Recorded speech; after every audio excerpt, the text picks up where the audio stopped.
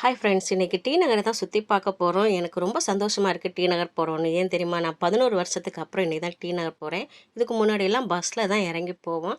பஸ்ஸில் இறங்கின உடனே அப்படியே வெளியில் வந்தோடனே பார்த்த உடனே தெரியும் டி நகர் ரோடு ரொம்ப சூப்பராக நிறைய கடைங்களோட அழகாக இருக்கும். அதை பார்த்துட்டே நம்ம போகலாம்.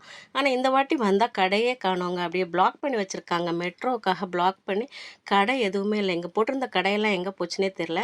நம்ம இதுக்கு முன்னாடி பஸ்ஸில் போனதுனால வேறு ரூட்டும் தெரியாது. அதுக்கப்புறம் எப்படி போகிறதுன்னு தெரியாமல் மேப் போட்டு தான் நாங்கள் வந்து டி நகருக்கு உள்ளாடி போய் சேர்ந்தோம். ரங்கநாதன் தெரு வந்து சேர்றது ரொம்ப ஈஸியாலாம் இல்லைங்க. மேப் போட்டு ரொம்ப கஷ்டப்பட்டு தான் வந்தோம். ஏன்னா சின்ன சின்ன ரோடாக இருந்தது. அவ்வளோ டிராஃபிக் வேறு. அந்த டிராஃபிக் எல்லாம் தாண்டி தான் நம்ம வந்து காரை வேற பார்க் பண்ணணும். அதுக்கு ஒரு இடம் கண்டுபிடிச்சி அங்கே போய் பார்க் பண்ணிட்டு தான் நம்ம ஷாப்பிங் போகிறோம்.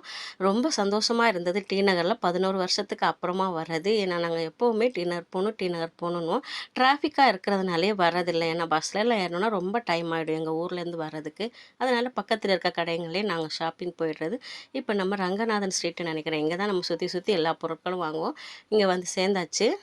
டி நகரில் பொருட்கள் வாங்கணுன்னு இல்லைங்க, சும்மா சுற்றி பார்த்தாலே எனக்கு ரொம்ப சந்தோஷமாக இருக்கும்.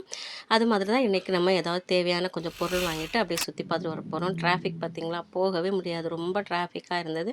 இந்த டிராஃபிக் எல்லாம் தாண்டி நம்ம போகிறதுக்குள்ளே ஒரு வழி ஆகிட்டோம். ஆனாலும் அதில் ஒரு சந்தோஷம் இருக்குல்ல, டி நகரில் போய் அப்படியே சுற்றி பார்க்குறது.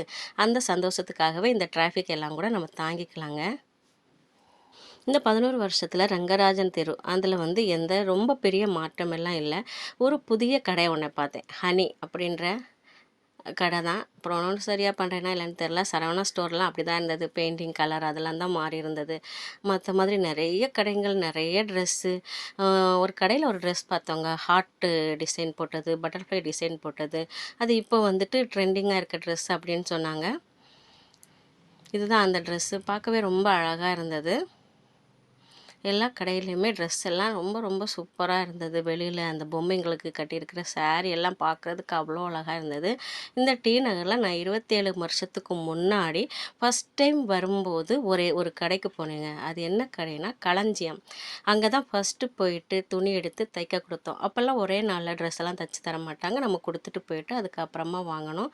அந்த மாதிரி களஞ்சியத்தில் தான் ட்ரெஸ் எடுத்து தைக்க கொடுப்போம். அந்த களஞ்சியம் கடை அதே இடத்துல அப்படியே இருந்தது. அதெல்லாம் பார்க்கும்போது ரொம்ப சந்தோஷமாக இருந்தது. சரவணா ஸ்டோர், ஜெயச்சந்திரன் எல்லா கடையும் நல்லா சுற்றி பார்த்தோம் நாங்கள். வாங்க, உங்களுக்கு டி நகரை நல்லா சுற்றி காட்டுறேன். நீங்களும் எங்கள் கூட சேர்ந்து என்ஜாய் பண்ணுங்கள்.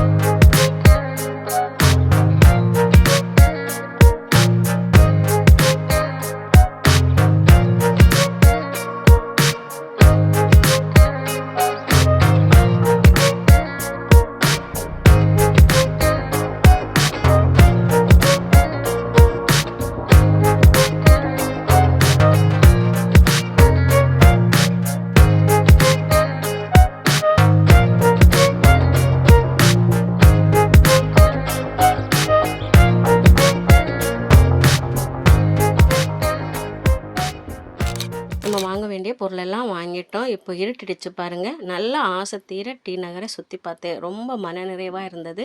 கடைசியாக நம்ம கிளம்பும்போது லைட்டாக நம்மளை சந்தோஷப்படுத்துகிற மாதிரி மழையும் லைட்டாக தூறல் போட்டது.